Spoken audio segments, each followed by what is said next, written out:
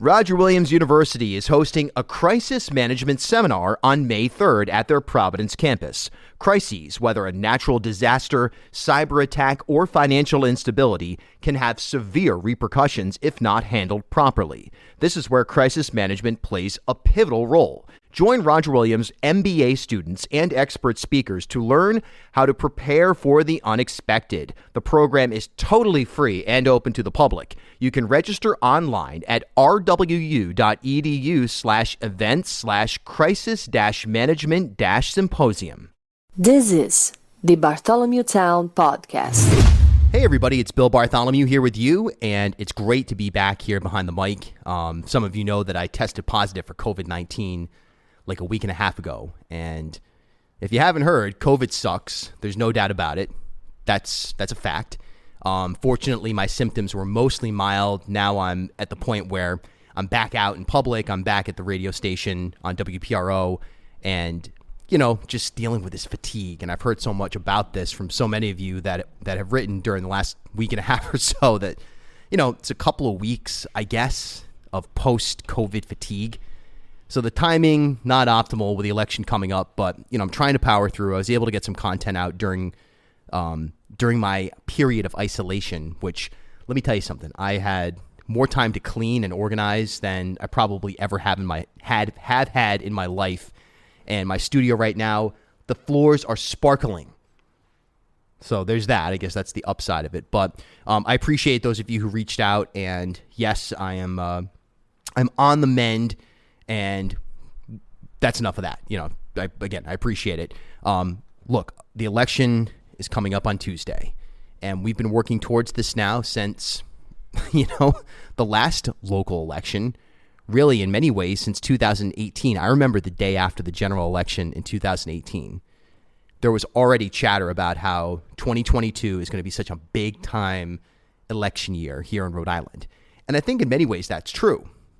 Okay? I mean, I'm sure that, fundamentally, this is going to be remembered as a very interesting and important election cycle, election season, however you want to frame it. But I also think that due to a lot of factors, this comes from my own sort of assessment and speaking with candidates who are out knocking on doors and speaking with people who are, very loosely engaged in Rhode Island politics, that in some ways this has been kind of an unfortunately boring year in the sense that I just don't feel like it's risen to the mainstream level of interest that previous local elections have. Now, there's still those of us who are inside politics. We live with this every day. So it may be tough to get a sense of just how accurate that is, that statement. But I've been saying, for a couple of weeks now that I think more people could name 5 Patriots players than 5 people running for governor.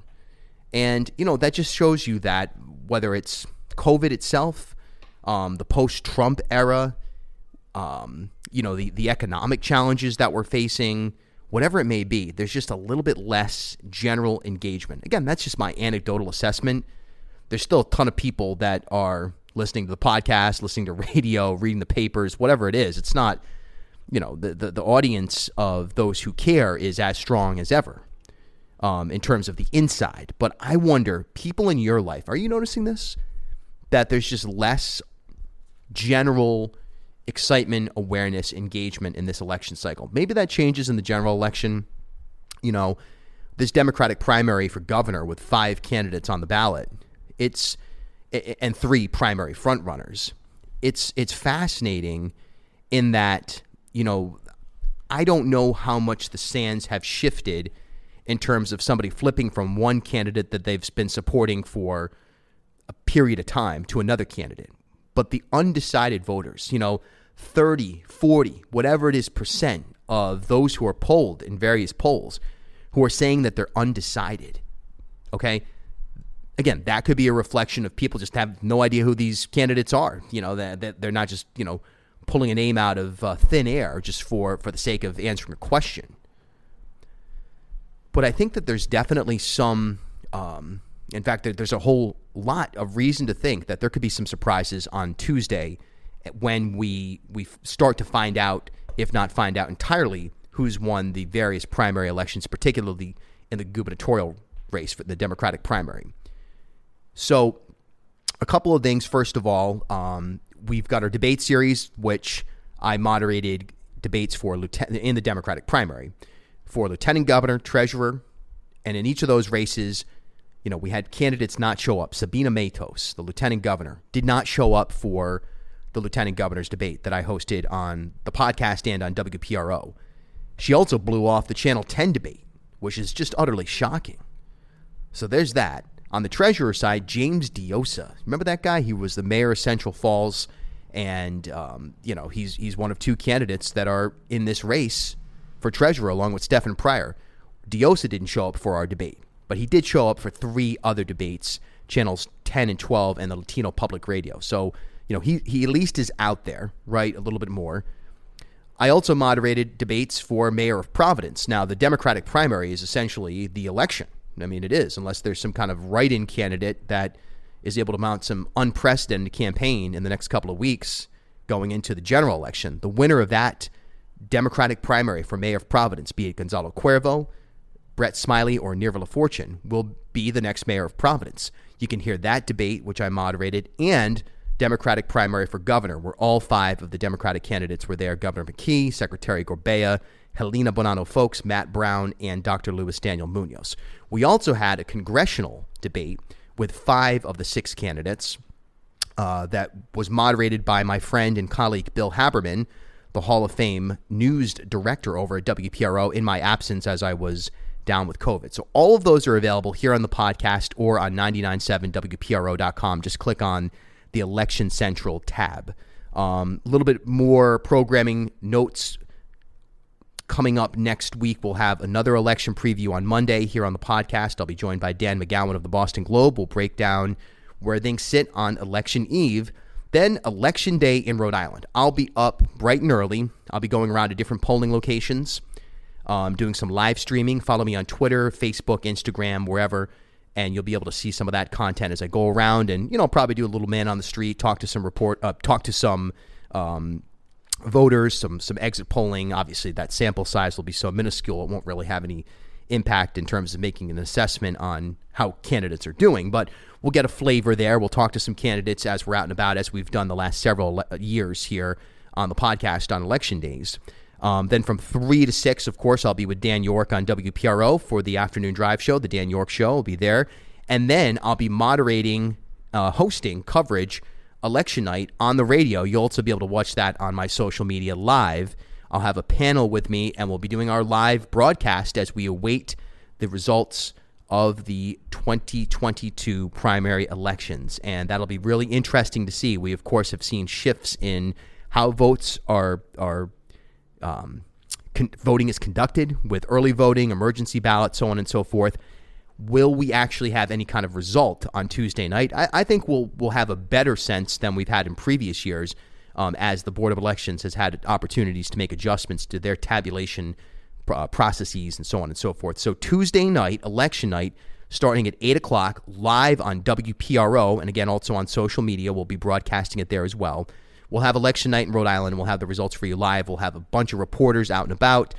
Steve Klampkin, Paul Zangari. We'll have some of our friends from other outlets, including the Globe, out and about, checking in and offering some analysis. I'll be joined in studio by Jim Hummel and others as well. So that's Tuesday night at starting at 8 o'clock, Election Day in Rhode Island coverage here on Bartholomew Town and across our partner platforms, including WPRO Radio. So, look, going back to that notion, the undecided voters, hey, could that impact, when we look at the governor's race specifically, could there be a shocker?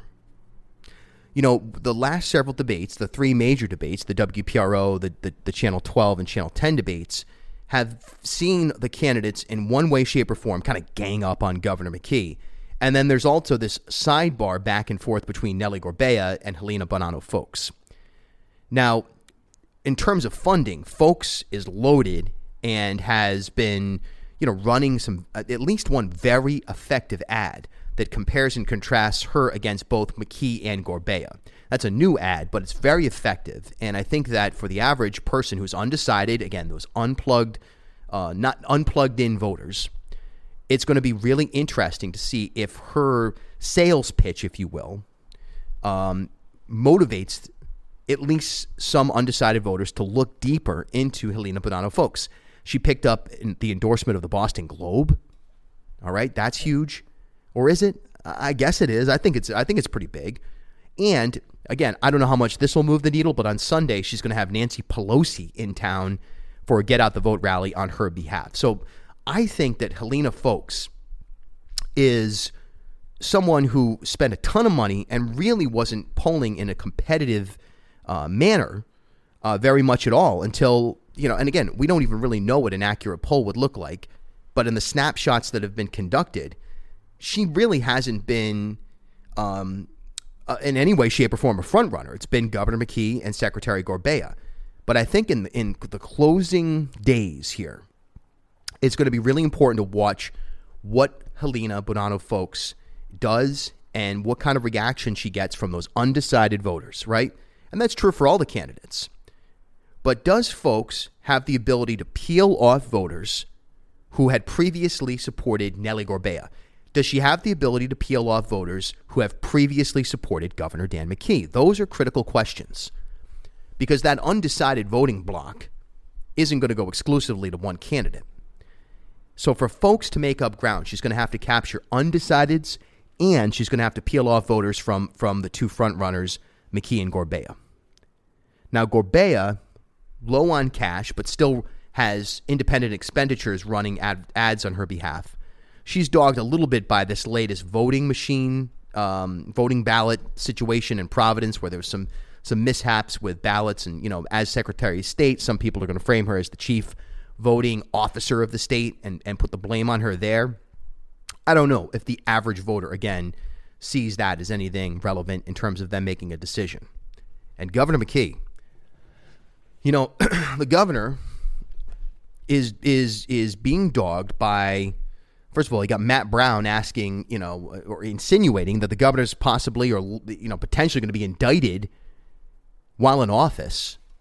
Does that resonate with people or does that seem like, just kind of, hysterics? That's a big question. But dealing with, to a certain extent, Tidewater Landing, which, look, it is what it is. The project's going forward. There's going to be $60 million in taxpayer expenses, $10 million of which comes from the city of Pawtucket. Does that deal manifest as it ought to be manifested in terms of producing the auxiliary developments with the pedestrian bridge, the housing, the shopping, the parking, so on and so forth, that's required for it to be fiscally sound? That's a waiting game. And I'm not sure that Tidewater Landing in and of itself was going to have any kind of major impact on this election. But the insinuation of the ILO group scenario that Governor McKee, that's the education contract that he awarded to the ILO group, which was formed just like a day before he became governor. And people are charging that it's, hey, this is insider dealing, and then the FBI has, or at least the U.S. attorney has engaged in some kind of investigation on this. Now, McKee says he hasn't been subpoenaed. He wouldn't say in the latest debate on Channel 12 whether or not anybody inside his administration has been subpoenaed. And I think that right there could be somewhat damaging to the McKee operation. That, again, those undecided voters, your average person who has really no idea about the day-to-day operations of Rhode Island politics, they might say, hey, wait a second. You're telling me this guy's under FBI investigation? Geez, I don't like that. That reminds me of the side of Rhode Island politics that's dreadful. Whether you're talking Buddy Cianci or Speaker Fox, whatever it may be, that's the type of stuff that is highly frowned upon. The reputational aspect of Rhode Island politics that people can't stand. And I think that in terms of maybe losing some support, that's potentially there for Governor McKee. But at the same time, how many people are actually watching debates? How many people are actually paying attention to this stuff versus those who will go in, will say, yeah, he's the governor and he's doing a pretty good job. We're well vaccinated. Our unemployment numbers are looking good. I'm satisfied with the status quo in terms of from a governor's perspective. And, I'm going to pull the lever for Governor McKee. We don't really know. But we need to keep our eyes on those undecided voters and how they shift. The sands that shift will be what determines this election. It's not a scenario where you have a dominant front runner and, any opponent is just throwing bombs to chip away at a singular candidate. You really have two, maybe even three front runners who are beating each other up. Okay? And it's the negative messaging and it's the constructive messaging combined that will determine how this thing shapes out. So again, we are just, we're closing in, folks. Early voting is well underway. It is Bill Bartholomew here with you on the Bartholomew Town Podcast. And I'm just looking out the window right now and I'm thinking about this election and I'm thinking, wow, we may have some surprises. Now, on the lieutenant governor's side, I don't know what's going to go on there. I don't know what's going to go on there. I think that's a toss-up. I mean, the union endorsements, the political insider ability that Sabina Matos has will impact this race. She will have an advantage as a result of that. But does Deborah Giro, who's been out and about, and I've seen her and her campaign out and about at different events, so on and so forth, or Cynthia Mendes for that matter, resonate as an alternative to the status quo with enough voters, with enough undecided voters, uninformed voters, that there could be a changing of the guard of the lieutenant governor slot, at least in terms of going into the primary or coming out of the primary? Because I think that in the lieutenant governor's race, there's actually a credible candidate in Aaron Guckian, the Republican, that'll be an interesting matchup. So again, undecideds there. Does the debate, just blown off debates, impact Sabina Matos? I mean, it should. Let me take myself out of it because I was annoyed, and in fact, I was just disappointed that she didn't show up for the debate I put together. So let me take myself out of it and just let's look at it as objectively as we can and take emotion out of this. What is she doing? Why didn't she get in front of the state? I mean, they're going to say, well, she went to the Channel 12 debate. Fine, that's the number 2 TV network. How many people actually watch TV anyway? So the fact that you don't go on the number 1 station, Channel 10, the by leaps and bounds and incalculable amount number 1 radio station in WPRO and the podcast here, which reaches a younger and varied demographic. You blow that off and you miss the chance to talk to voters. I mean, come on, man. It should impact the race. Will it? Remains to be seen. In the congressional race, look, David Siegel says he's surging. Is he? Sarah Morgenthau says, she's the most experienced. Anybody ever heard of her before? Joy Fox is a wonderful, wonderful person and somebody who I think could be a very effective congressperson. But does she have any kind of momentum that can actually put her over the top? How about Omar Ba, one of the best stories in Rhode Island politics in a long time? A fabulous individual. No chance that he's going to be able to overcome the Seth Magaziner operation. And don't even get me started on Spencer Dickinson, who is he's a good guy. He's a passionate guy, but what the hell is he doing in this race? The couple thousand votes that he may take really belong to other candidates who have been working on a much longer term basis and should be able to walk away with a performance that exceeds what they probably will get as a result of Dickinson's involvement in this Democratic primary. Again, that's not a knock on Spencer Dickinson, the person. That's just like, what are you doing in this race when you got 1 million people in it already? He does bring a different perspective on certain issues. There's no question about it. But he picked the wrong race, or at least the wrong year to get involved. And he has that, that Chris Young kind of perennial candidate vibe. On the treasurer side, look, Stefan Pryor, obviously a guy who has an incredible resume. James Diosa, obviously a guy who is favored by the internal political establishment here in Rhode Island. Two guys who most people had never heard of before. So when they go to the polls, who knows what's going to determine that? I mean, I don't remember the last poll specifically that was in the treasurer's race. I do recall that there were that Diosa and actually I believe Diosa and Pryor were separated by like a point or two in the most recent poll, the WPRI, Roger Williams University, Joe Fleming poll. But they only had like 20-something% of the vote, which means like more than half of those who were polled don't have an opinion on this race. And it's a critical office. I have no idea how that's going to play out. Pryor's out there doing this 24-hour tour where he started out at Dunkin' Donuts in Providence at 4 o'clock in the morning. They're going everywhere, for 24 hours. He did that this week. Dios is out there picking up more and more endorsements, especially on, again, that sort of insider Rhode Island politics side of things. But I have no idea how the undecided voter makes a decision with any level of informed ability on this race. It's going to be interesting to see, right? Really, this is why we do it. Mayor of Providence, hey, look, Gonzalo Cuervo is the guy that has the arts community behind him, the progressive community behind him, a lot of Latino community is behind him, a lot of different pockets of Providence are there, and Mayor Elorza endorsed him. Nerva LaFortune's got the teachers. She's going to be the education mayor. She's very competent as well. And Brett Smiley is the guy who seems to be, in many people's eyes, the most the guy who has built a campaign that resonates as, hey, I should be the next mayor. I'm the guy who fits into that box the best. I have the most managerial experience, so on and so forth. I think there's going to be an upset there. I think that there's going to be a lot of people who are surprised about that result. That comes from the fact that I live in Providence. I know a lot of different people that represent different pockets of Providence. And I'll just say this. I don't think that the person who is the projected front runner in that race will win. And that just comes from extremely anecdotal and unscientific and perhaps even ridiculous to state types of experiences that I've had. But hey, keep an eye on him. And back to the governor's race.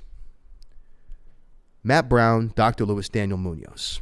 The two candidates that are not considered the front runners, who have both brought a tremendous amount of important policy positions, advocacy, and weight to this race.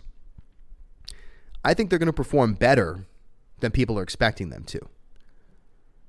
I think that those undecided voters, again, Munoz he should have been on the Channel 12 debate stage. I don't care what criteria they're using on a national level, what that is. Because he had an outstanding performance in the WJR 10 debate, and he did very well in the WPRO debate. He should have been in the Channel 12 debate. But regardless, both he and Matt Brown, I think, are each uniquely positioned to appeal to those who want outsider candidates. Now, they're not going to really cannibalize each other, because I'm not convinced that if you took one of them away, that the combined support for each of them would add up into anything that would be, like let's say, you took Matt Brown, dropped out of the race, and he's going to get 8% of the vote, and Munoz is going to get 7% of the vote. I'm not sure that Munoz then gets 15% of the vote. I don't think it goes that way. I think that's a lazy way of looking at it. Oh, the two progressives, they're not both the two progressives. They have very different approaches to this whole thing. But I do think where they will come in is they will take votes from an outsider standpoint that would be used to defeat Governor McKee by either Secretary Gorbea or by Helena Bonanno Folks. That's the role that they will play in this race. You want to call it spoiler? I don't think it's spoiler. I just think that the fact of the matter is that those two guys combined will take votes that would go to alternative candidates. In this case, the alternative candidates to the incumbent, Gorbea and Folks. So in addition to advocating, bringing important issues to the table in debates and throughout this campaign, they will, in many ways, I think, impact this election in terms of peeling votes away from those. And they go, look, you want to, Helena Folks, she's going to tell you she's not a politician, she's not this, she's not that. That's all well and good. Look, she comes from the political class. She's extremely wealthy. She's been a part of corporate America, where politics is dominated by business, the business party, right? Let's be honest about it. So she's an outsider in the sense that she hasn't run for anything anymore, but she's not really an outsider. Nor is Secretary Gorbea. She spent well over, almost a decade, obviously, as Secretary of State. But to the average voter who doesn't really know who these people are, those undecided voters, they are outsiders, much like Munoz and Brown are. And where those voters cast their ballot, not in terms of the polling location, which dot they darken in that gubernatorial race will determine whether or not Governor McKee advances. I don't think McKee will build much new support. I think he has his foundation of support. It's a question of whether the other candidates cannibalize each other in the sense that they forge one coalition of outsiders to the average undecided voter. And none of them, I should say, are able to get over whatever number McKee has as his base of support. But we got a long way to go until Tuesday night at 8 o'clock when polls close. And I'll tell you right now, as sleepy, boring, however you want to put it, as this election cycle has been compared to what I think a lot of us wanted it to be in terms of general buy-in, I don't think it's going to come out that way on Election Day. I think it's going to be real interesting, really close, and really important. I'm Bill Bartholomew. This is the Bartholomew Town Podcast. Remember, you can subscribe, rate, and review wherever you're listening right now. And I look forward to talking to you next week again. Monday, Dan McGowan with an election preview. Tuesday, Election Day in Rhode Island across the platform, social media, radio, and here on the podcast. We'll talk then. At HealthSource RI for Employers, we provide access to health insurance to more than 1,100 local businesses and nonprofits, and 96% of them renew through us every year. Maybe it's our choice of 19 different health plans, our 10 years of customizing solutions, or our one local team of dedicated experts helping employers find quality health insurance. See how our numbers stack up for you. Learn more at healthsourceri.com/employers.